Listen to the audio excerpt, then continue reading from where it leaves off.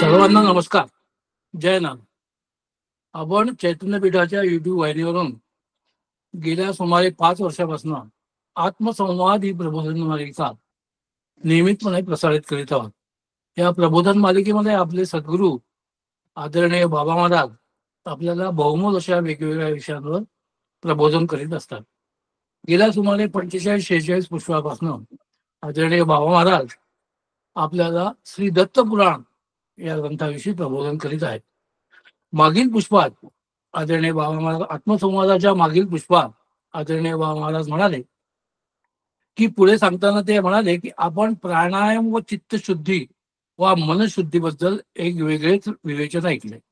हा संवाद भगवान दत्तात्रय व त्याचा परमशिष्य कार्तिवीर्य यांच्यात सुरू आहे व परमपूज्य वासुदेवानंद सरस्वती स्वामी महाराजांनी हे वर्णन अतिशय प्रौढ भाषेत आपल्याला सांगितले आहे.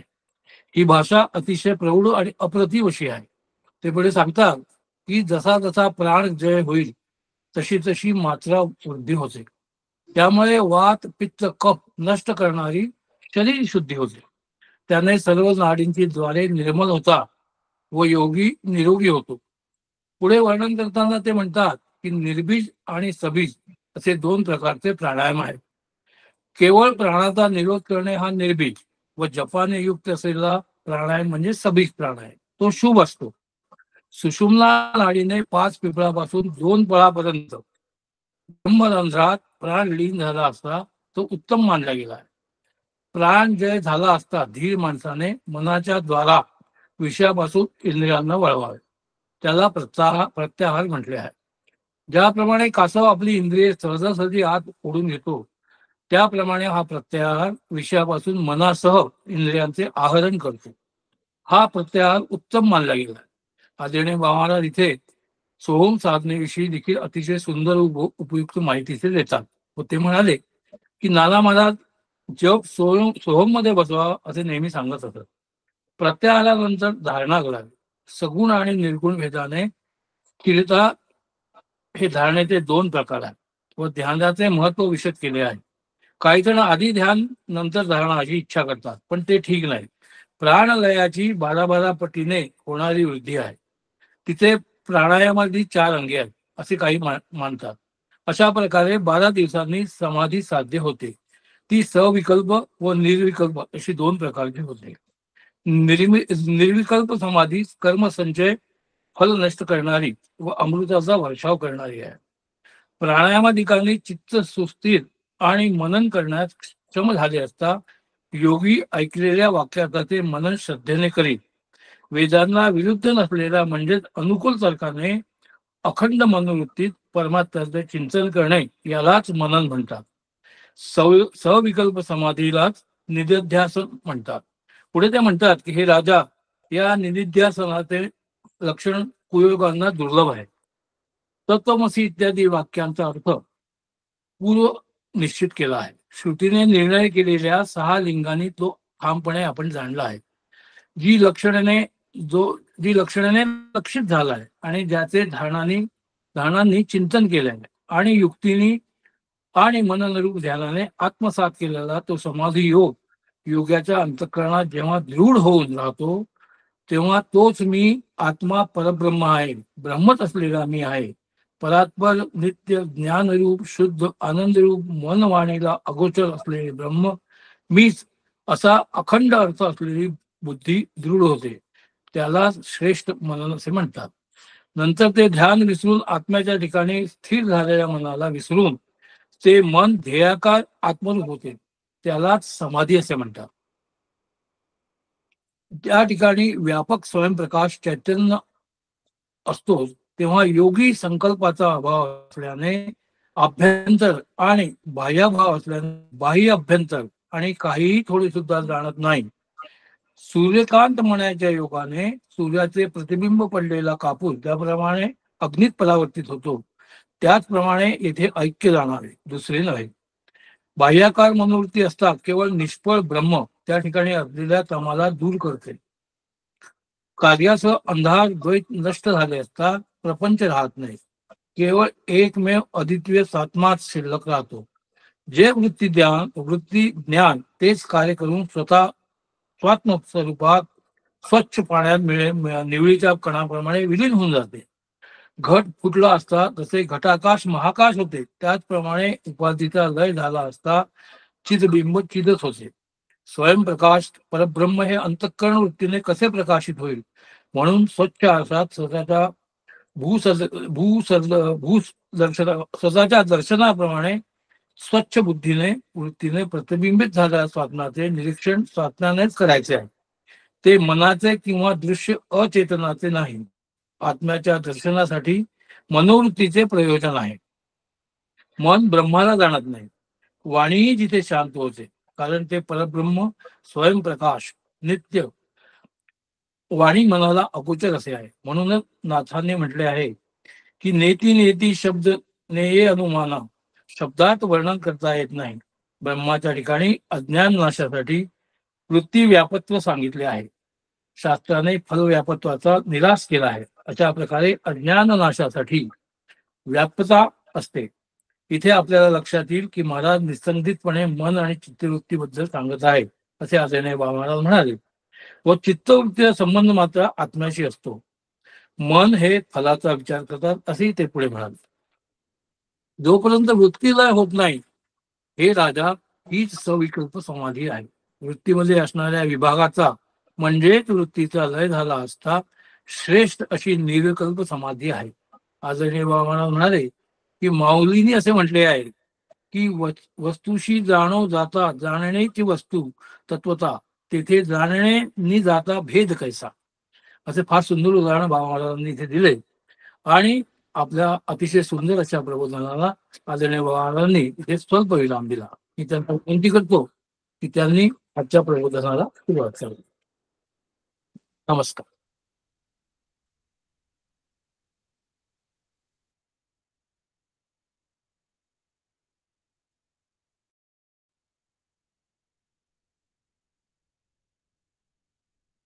अनुसूया त्रिसंभूतो दत्तात्रेयो दिगंबरा स्मर्तृगामी स्वभक्तानां उद्धरतां भवसंकटा. अवधूत चिंतन श्री गुरुदेव. सविकल्पो यमेव स्यात्मसमाधी भूपसत्तम वृत्ते लयो निर्विकल्पा समाधी परमो मता. जे वृत्तीमध्ये असणारा ज्ञेय विभागाचा म्हणजे वृत्तीचा एखाद्या गोष्टीचं ज्ञान करून देणारी अशी जी काही वृत्ती आहे, निसर्गाचं, प्रकृतीचं, अवकाशाचं, आकाशाचं जे काही असते, त्या वृत्तीचा स्वतःच्या ठिकाणी एक लय झाला असता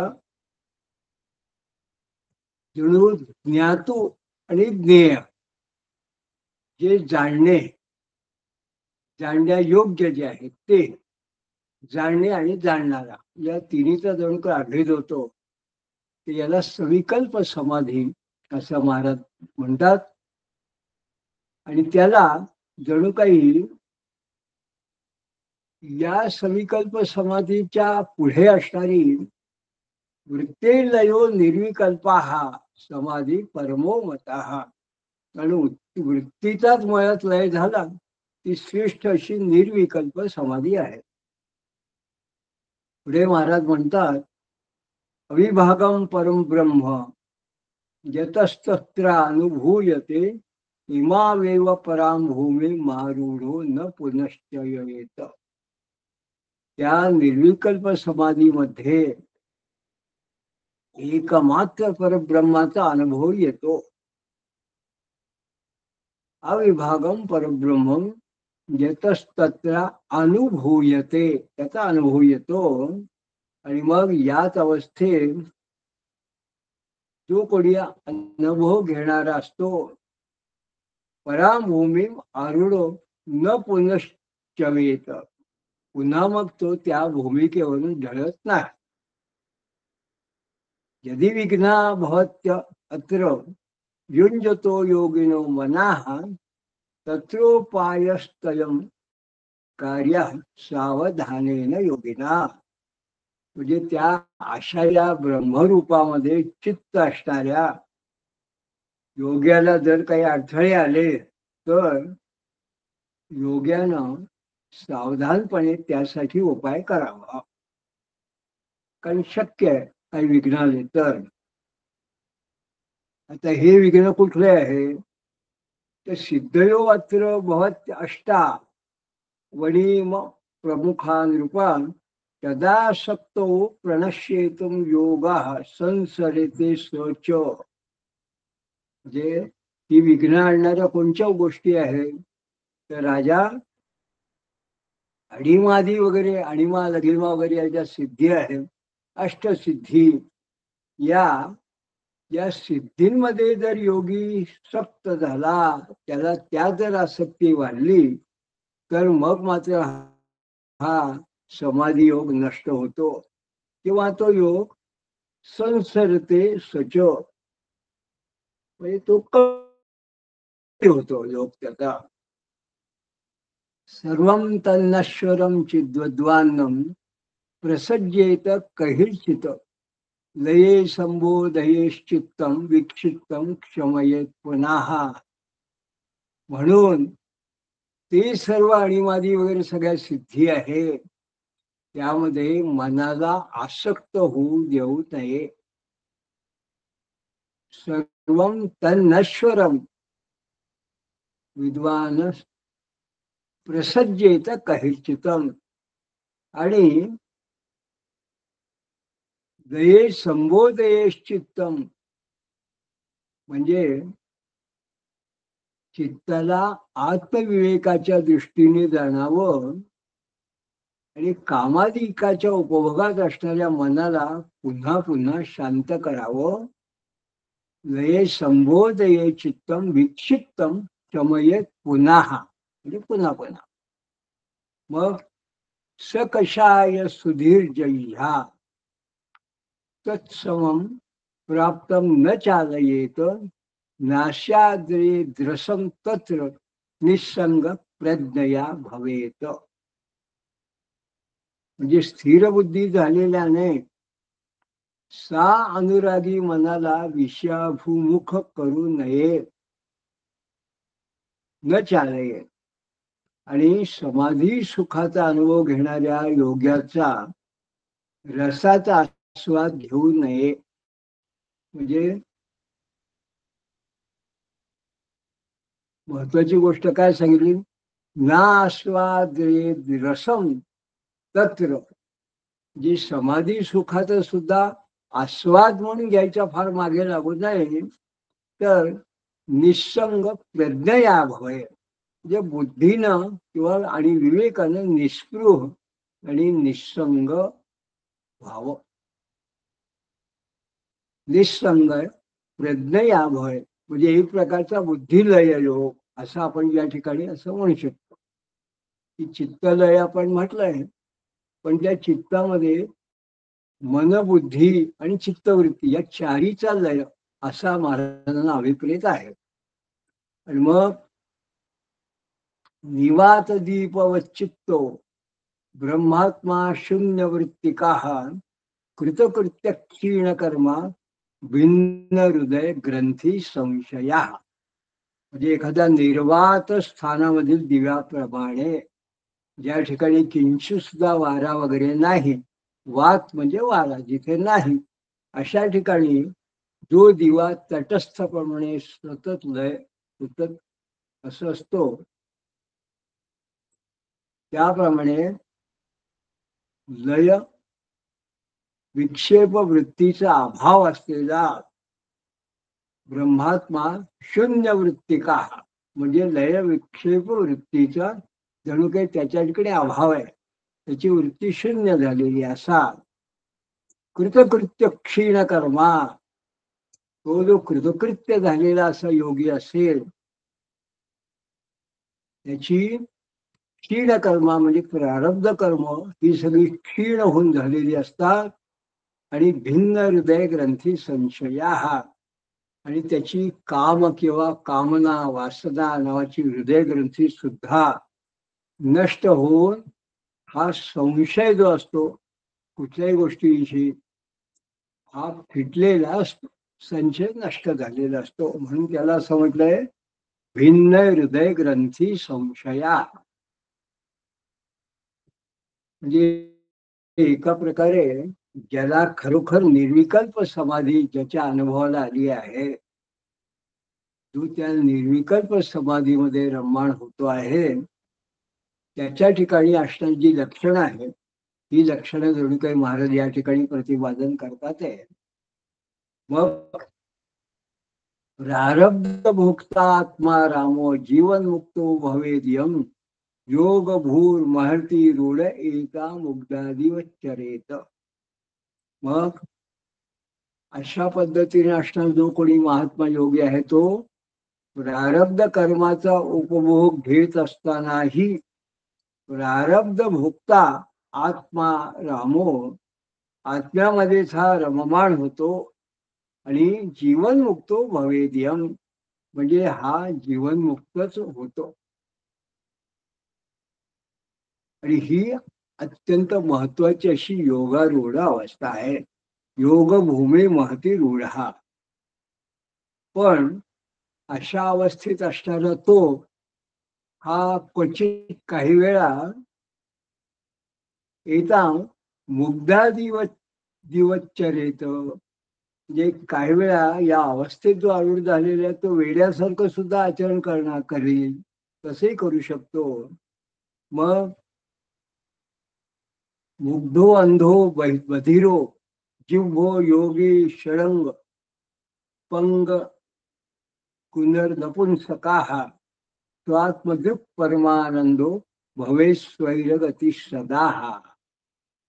जे स्वात्म्यात ज्याला स्वात्म्यात दर्शन घेणारा म्हणून जणू की परमानंदी असलेला तो मुग्ध हा जणू काही आंधळा बहिरा जीभ नसलेला पांगळा नपुसंकासारखा नपुंसकासारखा वाटणारा तो योगी जणू काही नेहमी स्वैराचारी असतो. या ठिकाणी स्वैराचार म्हणजे स्वतःला जसं वाटेल तसं आचरण करणारा, स्व इच्छेने, म्हणून या ठिकाणी स्वैराचार स्वैरगती असं त्यांनी महाराजांनी म्हटलंय.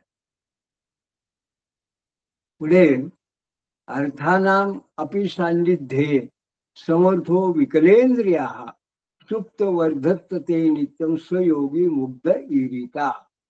म्हणजे विषयांचं सान्निध्य असतानाही समर्थ असूनही इंद्रिय अविकल झालेला नेहमी तो जणू काही झोपल्यासारखा तो योगी असेल तर त्याला खऱ्या अर्थाने मुग्ध असं म्हणतात. म्हणजे जणू काही नामदेव महाराज काही ठिकाणी एक ठिकाणी वर्णन केलंय की निंदेचे श्रवण नको माझे श्रवणी त्याहुनी बधीर करू ठेवी मद करू ठेवी मद. किंवा पापाचे दर्शन किंवा असे जे आहे असे जे त्यांनी वेगवेगळे सांगितले. निंदेचे श्रवण नको किंवा जिव्हा सुद्धा अशी नको, तर मनाला अशा प्रकारचे शिकवण त्यांनी केले. आणि मला बधीर करून ठेव, मला श्रवण सुद्धा नको दर्शन सुद्धा नको. विशेषतः स्त्रीच्या ठिकाणी स्त्रीचे ठाई जो नपुंसक, विषयाच्या ठिकाणी जो नपुंसक असा जो त्यांनी संतांची मागणी आहे. तर हे काय महाराजांचं म्हणणं आहे की विषयांचं सान्निध्यामध्ये राहून सुद्धा जणू काही त्याची इंद्रिय ही अविकल झालेली आहे, किंचित सुद्धा विचलित होत नाही.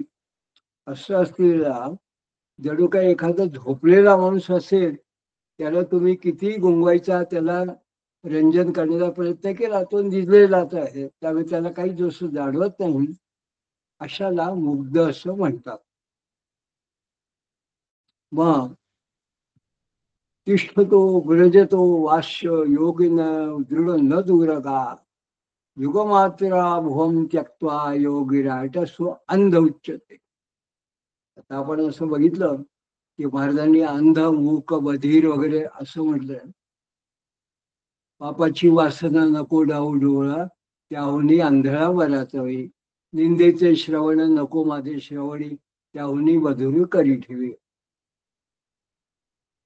तर असं त्यांनी म्हटलंय. या ठिकाणी महाराज असं म्हणतात की बसला असताना किंवा जात असताना याची दृष्टी जी आहे ती विचलित होत नाही, फार दूर जात नाही. तिष्ठतो व्रजतो वास्य योगिना दृढ न दूरगा, त्याची इकडे इकडे भरकटत नाही. आणि युगमात्राम भुवम त्यक्त्वा, आणि एक विशिष्ट ज्या ठिकाणी तो असतो त्याची जागा सोडून तो योगीराज राहतो, अशी जिथे दृष्टी जात नाही त्याला अंधळा म्हणतात. सो अंध उच्यते. शोकावहम मनोहारीम हितम वाक्य हितम वच न संशृणोती श्रुत्यापि स योगी बधिर स्फुरता. म्हणजे शोककारक, चित्ताला आकर्षक, हितकर किंवा अहितकर असे जे वचन काही बोलणं वगैरे असेल, जो ऐकूनही न ऐकल्यासारखंच करतो त्या योग्याला बहिरा असं म्हणतात. बधीर. इदम इष्ट इदम नेती यो प्रश्न अन्नपि न सज्जते सत्यम हितम मितम वृते योगी सो जीव उच्यते. हे इष्ट अनिष्ट असे भक्षण करूनही सांगत नाही, चांगलं आहे का वाईट आहे असं सांगत नाही. आणि जो योगी सत्य हितकर आणि मोजकत असं बोलतो त्याला अजीव म्हणतात. सो अजीव उच्यते. भिक्षार्थ यश गमनम विमूत्रोत्सुतये अपि च योजना अन्न परम याती स योगी पंगगुरु उच्यते. म्हणजे भिक्षेसाठी आणि विश्वामूत्र विसर्जनासाठी जो एक योजनापेक्षा लांब जात नाही. एक योजना ही त्याची एक गती ठरलेली आहे, तेवढा त्याचा साधारण आपण म्हणतो त्याचा जेवढे काही भाग आहे तेवढ्यातच जातो, त्याच्या पलीकडे तो जात नाही. त्या योगाला पंगू असं म्हणतात.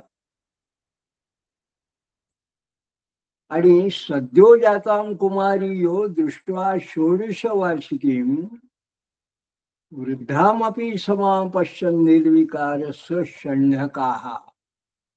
म्हणजे नवजात बालिका, 16 वर्षाची कुमारी आणि वृद्ध स्त्री या सर्वांना जो यो निर्विकार चित्तानं मानतो, समां पश्यन् निर्विकार सो षण्ढकाः, त्याला षण्ढ असं म्हणतात. योगचर्या विमां प्राप्य श्रीतम उत्तम भूमिकां जीवन मुक्तो मुक्त दैवो विदेहा मुक्तिमश्नुते. म्हणजे अशा प्रकारची योगचर्या प्राप्त करून योगचर्याम इमाम प्राप्त, उत्तम भूमिकेचा आश्रय करून श्रीत उत्तम भूमिका जीवनमुक्त झालेला तो योगी जीवनमुक्तो मुक्त दैवो कर्मफल मुक्त झाल्यानंतर विदेह मुक्ती मिळवतो. विदेहा मुक्ती मश्नुते, त्याला विदेह मुक्ती प्राप्त होते. आणि योगादेश मिमम राजन्ना अविनीताय बोधय श्रद्धया ध्यानाय शिष्याय शंस शुद्ध हृदयर्जुन. हे राजा, असे हे योग प्रतिपादक शास्त्र विनम्र नसलेल्या शिष्याला सांगू नकोस. म्हणजे योग आदेश इदम इमम राजन्ना विनीताय बोधय. हा, विनीताय बोधय अश्रद्धानाय शिष्याय शंस. हे अशा एखादा अश्रद्ध, तो विनम्र नाही, अशा शिष्याला सांगू नको. हे शास्त्र जे आता मी तुला सांगितलं. आणि मग भगवान दत्तात्रय असं म्हणतात आपल्या शिष्याला, म्हणजे सहस्त्रार्जुनाला, हे अर्जुना, शुद्ध अंतःकरण असलेल्या श्रद्धावान शिष्याला हे सांगावं. अशा प्रकारे दत्त पुराणाच्या उपासना कांडातल्या 4थ्या अष्टकाचा 2रा अध्याय या ठिकाणी समाप्त झाला. आणि मग पुढे हा जो कार्तिवीर्य आहे, याला भगवान दत्तात्रय काय सांगतात ते आता आपण बघूया. तर महाराज असं म्हणतात, प्रयुज्यंती यदात्मान बुद्धिस्त प्रेरकस्यहि मही देवस्य सवितुर मम कार्या परितृप्ती. आत्म्याकडे मनाची योजना करणारी बुद्धी जेव्हा होते, प्रयुंजती यदात्मान बुद्धिस्तत्र प्रेरकस्यहि, तेव्हा प्रेरक आणि जगाला कारण असलेल्या मही देवस्य सवितुर मम कार्या परिष्ठुती, कारण असलेल्या माझं स्तवन करावं. म्हणजे जणू काही या ठिकाणी महाराजांना असं सूचित करायचं आहे की हा जो भगवान दत्तात्रयाने योग सांगितला दत्तार्जुनाला, हा योग जर एखाद्याला सिद्ध करायचा असेल तर भगवान दत्तात्रेयाचीच, म्हणजे त्याचीच उपासना भगवान सांगतात आहे आणि त्याची स्तुती करावी असं ते म्हणतात. म्हणून यासाठी युंजते मन उत युज्यते देवस्य सवितुर परिष्कृती, असं या ठिकाणी महाराजांनी वाक्प्रचार या परिष्कृती अशा अर्थाने वापरलेला आहे. हे वेदातलं मूळ वाक्य आहे. मग या ठिकाणी भगवान दत्तात्रय असं सांगतात की यो मद्गतांतरात्मात्र श्रद्धावान भजते हिमा स ममाति प्रियो नूनम सर्वेषामेव योगिनाम. जो ध्यानाने आपलं अंतःकरण मत स्वरूप करतो, तो माझीच सेवा करतो, तो सर्व योग्यांमध्ये खरोखर तो मला अत्यंत आवडतो. हे एक अपरोक्ष पद्धतीने महाराज असं सांगतात की जो भगवान दत्तात्रेयाची अंतःकरणपूर्वक सेवा करतो, जणू दत्तात्रेय हे मीच माझ्या अंतःकरणात आहे असं समजून भगवंताची दत्तात्रेयाची सेवा करतो, तो योग्यांमध्ये भगवान दत्तात्रेयाला अत्यंत आवडतो. म्हणून जेव्हा खऱ्या अर्थाने एखादा योगी दत्तात्रेय उपासक जेव्हा असं म्हणतो, श्वासे श्वासे दत्त नाम स्मरात्मना, म्हणजे दत्तात्रेयाचा श्वासागणिक चिंतन करावं, स्मरण करावं, तेव्हा याचा अर्थ स्वश्री दत्त प्रियो भवेत, तो दत्ताला प्रिय. त्वमपि श्रद्धया राजन योगम युंजन्म भजस्व मां मत्प्रसादादि हेवाशु मत सायुज्य ते मश्यसी. या ठिकाणी भगवान दत्तात्रय सांगतात की राजा, तू सुद्धा योगाचा अभ्यास करत माझी सेवा कर. त्वमपि, तू सुद्धा, श्रद्धया राजन्य योगम युंजन भजस्व मां, म्हणजे माझी सेवा कर आणि अभ्यास कर योगाचा. मग माझ्या कृपा प्रसादामुळे याच जन्मात मत्प्रसादाती हे वाशु अंशु मत सायुज्यम त्वमेष्यसी, तुला माझी सायुज्यता प्राप्त होईल. तू माझी सायुज्य म्हणजे जण काही एकरूपता तुला प्राप्त होईल, तू प्राप्त करशील. इत्युक्तः प्रणतो राजा नत्वा प्राह सद्गदम फुल्लास्याब्जो गलन्नेत्रो हृष्ट रोमा तदाचिरा.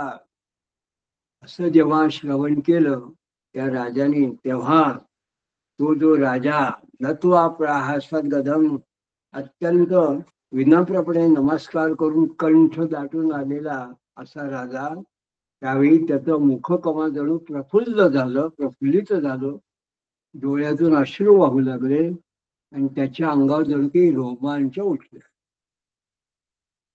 तर मग तो असं म्हणतोय, राजा, मोहतमो मम नष्टम तद्वचनान्नहि कष्टम शिष्टमिदम मयि हृष्टम हृत परमात्मनी तुष्टम. म्हणजे माझं मोहरूप अज्ञान आणि त्यामुळे होणारे कष्ट तुझ्या वचनाने नष्ट झालेले आहे. अत्यंत त्याला श्लोकामध्ये अलंकारिक अशा पद्धतीने आपण यमका असं म्हणतो, तसं आपल्याला हे श्लोक दिसतो. मोहतमो मम नष्टम तद्वचनान्नहि कष्टम. पुढे त्यामुळे माझं मोहरूप अज्ञान आणि त्यामुळे होणारे कष्ट तुझ्या वचनाने नष्ट झालेले आहे. म्हणून शिष्टमिदम मयि हृष्टम हृत परमात्मनी तुष्टम. म्हणून परमात्म्याच्या ठिकाणी अभेद रूपाने आनंदित झालेलं असं जो माझं अंतःकरण आहे, मयि हृष्टम, अंतःकरण संतुष्ट झालेलं आहे, असा हा अर्जुन म्हणतो. ज्ञानरवी हृदय भात हा वर्णाख्यातमोता क्वापि गतम भवन दीक्षासो खलु का मम दीक्षा. अंतःकरणात ज्ञान सूर्य जणू काही प्रगट झाला आहे. त्यामुळे आत्म्याला आवश्यक असणारं अज्ञान कुठल्या कुठे पळून गेलेलं आहे. ही तुझीच कृपा आहे. यात माझी कोणची दीक्षा? भवदीक्षा असो खलु का मम दीक्षा. यात माझं वेगळं प्रयत्न काय आहे, दीक्षा काय आहे, म्हणजे उपासना की अभ्यास काय आहे. क्लेश विदाम हरणेन त्वच्चरण स्मरणेन अस्मी कृतार्थ इहेश श्रीश परेश महेश. क्लेश आणि रोग यांचं हरण करणाऱ्या तुझ्या क्लेश रुजा हरणेन त्वच्चरण स्मरणेन, तुझ्या चरणकमलाच्या स्मरणाने, हे श्रीशा इहेश श्रीश परेश महेश, हे श्रीशा रमेशा महेशा, मी अस्मी कृतार्थ, मी यावे कृतार्थ झालो आहे. पुढे हा अर्जुन असं म्हणतो, प्रेम दुधम तव पादम को न भजे द्विवादम दैववशात धृतिमेयम दर्शितवानसी मेयम. दैवयोगानं माझ्या अंतःकरणात अंगुष्ठ मात्र पुरुष तू असल्याने मावणारे तुझे चरण जे मला तू दाखवले, त्या जणू काही प्रेम स्रवणाऱ्या चरणकमलाचे,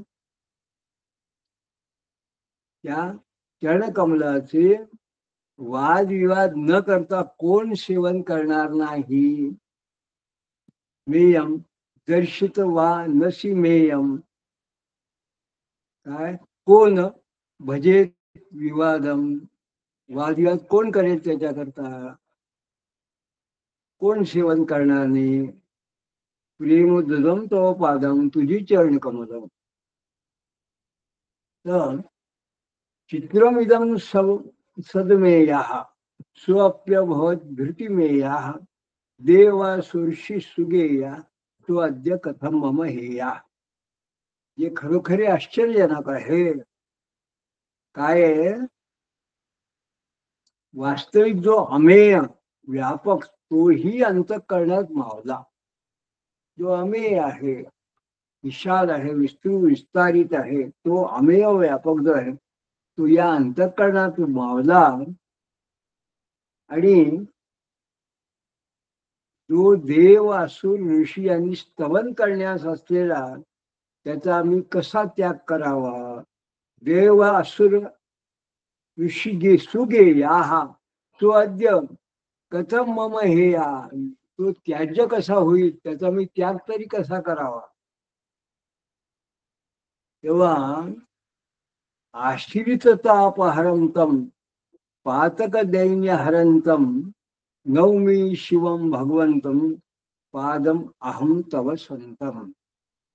म्हणजे शरणागताचे ताप दूर करणाऱ्या आश्रित तापहरम, आश्रिताचा जो ताप हरण करतो, म्हणजे शरणागताचं ताप हरण करणारा आणि पातकी जनांचं पातक दैन्य हरंतम, पातकी जनांचं दैन्य हरण करणारा नवमी शिवम भगवंतम, तुझ्या शिवम म्हणजे कल्याणकारी ऐश्वर्यशाली अशा पादमहम तव संतम, तुझ्या सच चांगल्या संतम म्हणजे पाद तुझ्या सच चरणाला मी नमस्कार करतो. नवमी म्हणजे नमस्कार करतो. यत्र जगत भ्रम एषा कल्पित एव सशेषः भ्रांती लये द्वय एवा वेदी मयाद्य स एव. ज्या चरणाच्या ठिकाणी हा जगद्भ्रम, यत्र जगद्भ्रम एषा कल्पित एवं सशेषः, थोडा कल्पिलेला असा जो होता त्या भ्रांती लये अद्वय, त्या भ्रमाचा लय झाला असता तोच अद्वय आहे.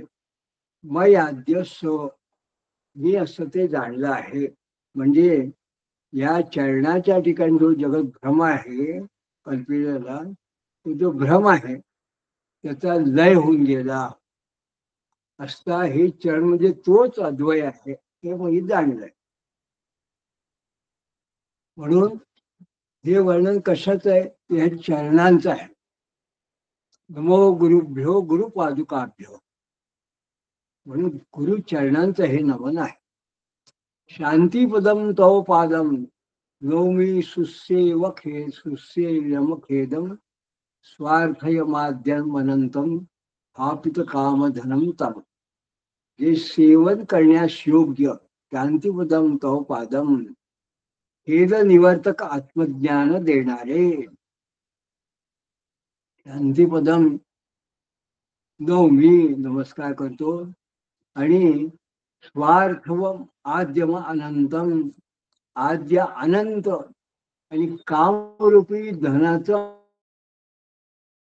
अपहरण करणाऱ्या हा पित कामधनम तम, आणि शांती प्रदम चरणांचं मी स्मरण करतो किंबहुना स्तवन करतो. नवमी तव पादम, तुझ्या चरणांचं मी स्तवन करतो. देवो भावो राध्य सिद्ध सत्यो नित्यो बुद्धो शुद्ध सर्व पूर्वो हरता करता भिन्नस्त्वं न पाहता माता. म्हणजे स्वयंज्योती असलेला तू तो देवो अभावो राध्य, अग्रहण अन्यथा ग्रहण, अविर्भाव तिरोभाव वर्जित असल्याने अभाव. म्हणून आणि जन्मदी वर्जित स्थावर जंगम स्वरूप आहे. तो सिद्ध नित्य शुद्ध बुद्ध सर्वरूप अपूर्व हरता, राध्य सिद्ध सत्यो नित्यो बुद्ध शुद्ध सर्व अपूर्व हरता अकर्ता भिन्नस्त्वम, असा तू आमचं असा जो कोणी आहे आमचं मातेप्रमाणे रक्षण करणारा आहेस. न पाहता भिन्नस्त्वम न पाहता माता, माता म्हणजे या ठिकाणी संबोधन केलं दत्ताला अर्जुनाने, तो मातेप्रमाणे आमचं रक्षण करणारा आहे. तम देह करणातीता सर्वात्मा शरणम सताम स प्राणघोष मातरात्मा सूक्ष्मो देह गुहाश्रिता. तू देह करण्याच्या अतीत असून देह अंतकरण चतुष्टय वगैरे जे काय आहे त्याच्या पलीकडला त्वम देह करणातीता सर्वात्मा शरणम स्वतः आणि सर्वात्मा आणि स्वतः म्हणजे ज्ञानी लोकांचा आधार आहे. स प्राणघोष मात्र आत्मा प्राणघोष मात्र आत्मा सूक्ष्म देहो सूक्ष्म देहधारी आणि गृहांशिता जे शिता गुहांशित म्हणजे बुद्धीत तू असलेला असा तू आहेस. यथोश्व यथोश्वमेया काष्ठेग्निर मंथनाद दृश्यते क्रमात तथा चित सुखमेयात्मा योगेना अत्रापि गम्यते. ज्याप्रमाणे लाकडात असलेला लाकडामध्ये जो काही अग्नी असतो उष्णतेने जाणला जाणारा अग्नी यथो अश्वमेया काष्ठे अग्निर नाद मथनाद दृश्यते क्रमात. आणि मंथन केलं असताना तो हळूहळू जसा क्रमाने जाणला जातो त्याप्रमाणे चित स्वरूपात आत्मा तसा चित सुखमे आत्मा योगे नाम अत्रापि गम्यते. हा योगी लोक हा त्याला ध्यानाने जाणतात. तो ध्यानाने जाणला जातो. हा दत्तात्रेयाची स्तुती करताना अर्जुन असं म्हणतो भक्त्याश्लिष्टस्तमेकोऽपि देवो व्यक्तोऽप्यहो त्रिवृत बहुधेव भ्रमाद भासी स्वस्थोप्यप्सु यथा रविः. जे भक्तीनं आकळलेला तू एकमेव स्पष्ट आहे. भक्त्याश्लिष्टस्तमे एकमेवपि देवो व्यक्तोप्यहत्रिवृता. मायाभ्रमामुळे पाण्यातील सूर्याप्रमाणे तू नाना प्रकारे भासतो. तू खरा एकमेव स्पष्ट आहे आणि भक्तीनं तुला जाणता येतो. पण पाण्यात जसं सूर्याच्या सूर्याप्रमाणे वेगवेगळ्या पद्धतीने तो जाणतो तरीही तू स्वस्थ आहे. बहुदेव भ्रमात भासी स्वस्थो अपसू यथा रवी. म्हणजे पाण्यात सूर्याचं प्रतिबिंब जसं वेगवेगळं दिसतं तसं रवी जसा एक स्थिर आहे तसा तू आहेस. यस्मिन् नोतमिदं प्रोतं वसने तंतवो यथा सर्व योनी भजेतं त्वां सच्चिदानंदम अद्वयम. म्हणजे वस्त्रातील धाग्याप्रमाणे ज्याच्या ठिकाणी हे विश्व विणलेले आहे यस्मिन् नोतमिदं प्रोतं वसने तंतवो यथा. वस्त्रातले कपड्यातले तंतू धागे या प्रमाणे वसने तंतवो यथा. हे कपड्यातल्या धाग्याप्रमाणे ज्याच्या ठिकाणी यस्मिन ओतमिदम यस्मिन नोतमिदम ज्याच्या ठिकाणी हे विश्व जणू विणलेलं आहे त्या सर्व योनी भजेतम त्वां. त्या सर्वांचं कारण असलेला सच्चिदानंद रूप अद्वय असलेला तुझी मी भजेतम त्वां तुझी मी सेवा करतो. या ठिकाणी आपण जेव्हा वस्त्राचा उल्लेख बघतो तेव्हा महाराजांनी सुद्धा एक ठिकाणी वर्णन करताना असं म्हटलंय की यत्किंचित जगती त्रिश तत्वया वास्य विद्यते वस्त्रस्तेनार्पितं तेन परानंदा हतास्तुमे. हा वस्त्र किंवा वसन हा शब्द कुठून आला तर ईशावास्य उपनिषद जे माध्यंदिनी संहितेच्या शुक्लयजुरी माध्यंदिनी संहितेचा 40वा अध्याय आहे. या 40वा अध्यायातला जे अध्याय त्याचं पहिली जी ऋचा आहे ती ऋचा ही असं म्हणते की ईशावास्यम इदम सर्व यत्किंच जगत्याम जगत. या ठिकाणी वास म्हणजे कपडा म्हणून ईशावास्यम जसं एखाद्या कपड्याने संपूर्ण जगावर आच्छादन केलं आहे, असा हा ईश्वराने संपूर्ण जगत आच्छादन करून टाकलेला आहे. म्हणून या ठिकाणी वास हा शब्द आलेला आहे. वास किंवा वसन, वस्त्र. आणि तोच अपरोक्ष पद्धतीने, वेगळ्या पद्धतीने तीच कल्पना उपमा या ठिकाणी स्वामीवारांनी दत्तात्रेयाच्या संदर्भात हे अर्जुनाच्या स्तुतीमध्ये सांगितलेली आहे की वस्त्रातील धाग्याप्रमाणे ज्याच्या ठिकाणी विश्व विणलेले आहे, यस्मिन नोतमिदं प्रोतम वसने तंतवो यथा. म्हणजे त्यात ईशावास्य जे महाराज सहजपणे वेदांत जो आहे, उपनिषद किंवा आपण जेव्हा म्हणतो त्यातला आशय कसा सहजपणे आपल्या शब्दात दाखवतात, त्याचं एक उत्कृष्ट असं उदाहरण आहे. जसं आपण आधी वाचलं एक ठिकाणी, यथा दीपम लिंगवी सोपमा स्मृता, गीतेमध्ये आहे. निर्वात ठिकाणी असणारे दीप हा कसा आहे, तर हे उदाहरण कशा ते गीतेच आहे, पण ते सुद्धा या ठिकाणी महाराजांनी घेतलेलं आहे.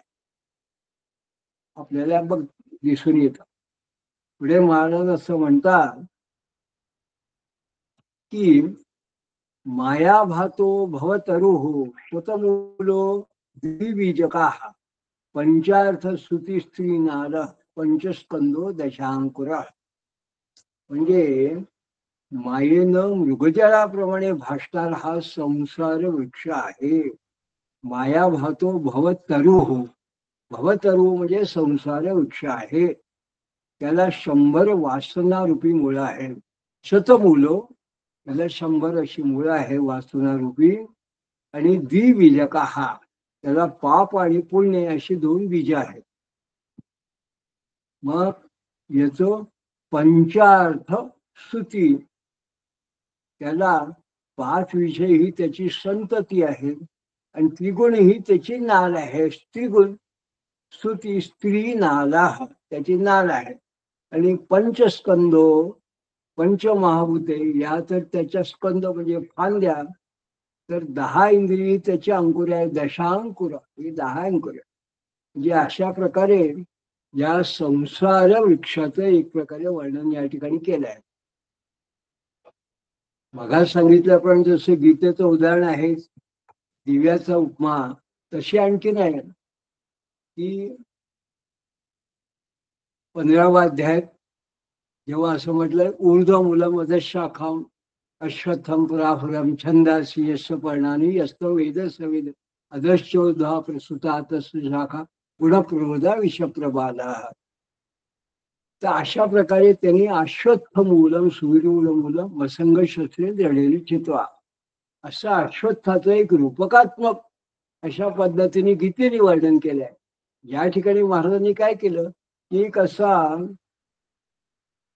संसार वृक्ष, तोही संसार वृक्षच आहे, हाही संसार वृक्ष आहे, पण महाराजांनी स्वतःच्या प्रतिभेने या भवतरू संसार वृक्षाचं वर्णन केलं.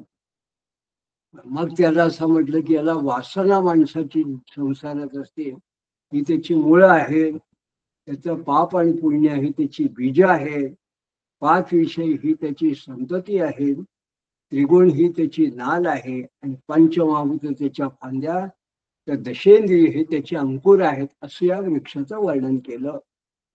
आणि पुढे महाराज काय म्हणतात, द्विसुपर्ण स्त्रीवल्को द्विफला प्रयत्नश्चिदाश्रया गृध्रोस्यैकं फलं हंसो न्यद भुंक्तते स सुदर्धरा.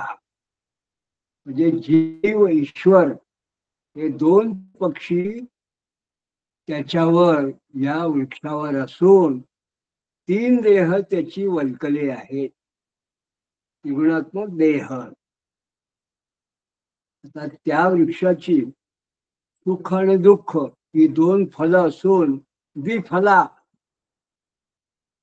आणि तो संसार वृक्ष प्राचीन असून प्रयत्नश्चिदाश्रया असा जो आहे हा चैतन्याच्या आश्रयाने राहिलेला आहे.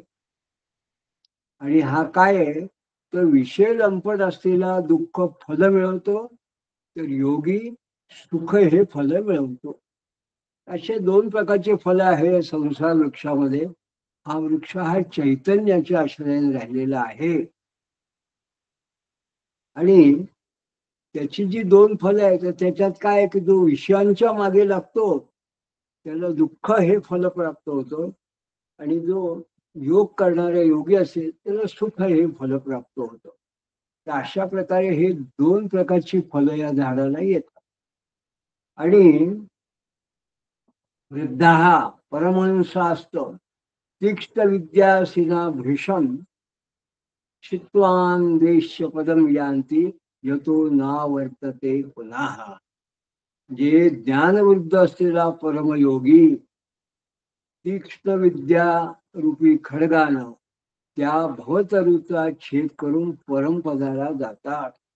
वृद्धा हा जे ज्ञानवृद्ध असलेले ते योगी परमयोगी परमहंसास्तम असे जे योगी असतील वृद्ध ज्ञानी तीक्ष्ण विद्यासीना भीषम जे तीक्ष्ण विद्यारूपी खडगानं त्या क्षितवान देश त्या भोवतीचा छेद करून पदम यांती म्हणजे त्या परमपदाला जातात.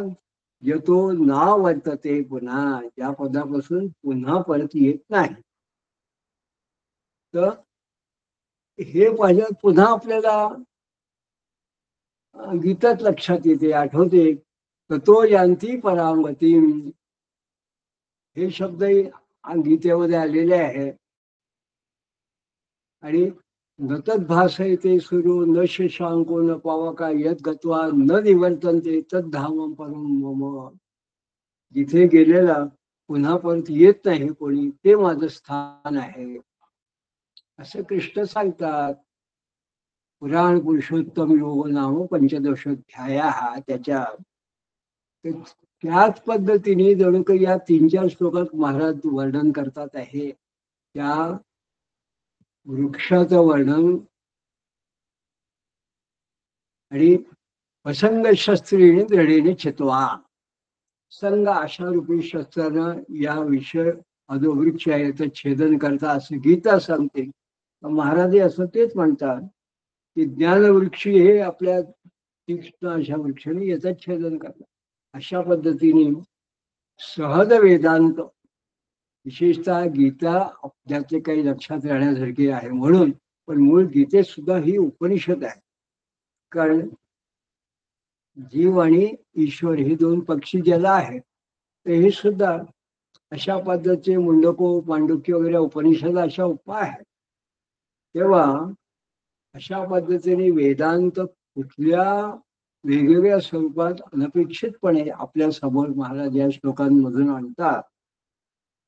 आणि मग तम क्षेमधाम देवत्याम प्राप्तवानस्म्यतो मया कृतम कृत्यम प्रापणीयम प्राप्तमत अत्र न संशयाः. हे कल्याणी धना असा तू जो आहेस तम क्षेमधाम देवम त्या अशा स्वरूपाच्या तुझ्याकडे मी प्राप्त झालोय. मी तुझ्याकडे आलो आहे. प्राप्तवास्मयो मयतो मता तो मता म्हणून कृतम कृत्यम प्रापणीयम म्हणून मी जे करायचं ते केलं आहे. आणि मला जे मिळवायचं होतं ते मला प्राप्त झाले. प्राप्तम अत्र न संशय यात संशय नाही. म्हणून आता अशा पद्धतीने स्तुती केल्यानंतर हा सहस्रार्जुन जो आहे हा भगवान दत्तात्रेयाला हात जोडून अशी प्रार्थना करतो. गुरु गुरुतरा गम्यम गुरुगम्य गुणाकर गुरुत्तम नमस्तेस्तु सन्निधो भव सर्वदा. हे गुरु गुरुतर अगम्य असूनही गुरु गुरुतरा अगम्यम गुरुगम्यम गुणाकर गुरुकडून जाणल्या जाणाऱ्या गुणाकरा. गुरु द्वारे जो जाणला तो असा गुणाकर गुरुत्तमा गुरु मधल्या उत्तम अशा सद्गुरू नमस्तेस्तु तुला नमस्कार असो आणि सन्निधो भव सर्वदा तू नेहमी माझ्या जवळ राहा. आणि अशा पद्धतीने जेव्हा अर्जुनाने भगवान दत्तात्रेयाची स्तुती केली तेव्हा एवं सुतीर्थ श्री दत्त तीर्थ कीर्ती प्रसादिता फुल्ल हृदनेत्र वक्त्रास्य प्रेमना प्राह परमेश्वर. म्हणजे अशा प्रकारे स्तुतीने सुतारक एवं सुतीर्थ अशा पद्धतीचा जो आहे पवित्र कीर्ती असलेला श्री दत्त तीर्थ कीर्ती दत्तात्रेय प्रसन्न झाला आणि फुल्ल हृन्नेत्र वक्त्रास्य आणि चित्त नेत्र आणि मुखकमल प्रेमणा प्राह परमेश्वरा. मुखकमल प्रसन्न ज्याचा आहे होऊन तो असा प्रसन्न असते तो प्रेमानं असं म्हणाला विदितम मत प्रसादेदम परम तत्वम त्वया नघ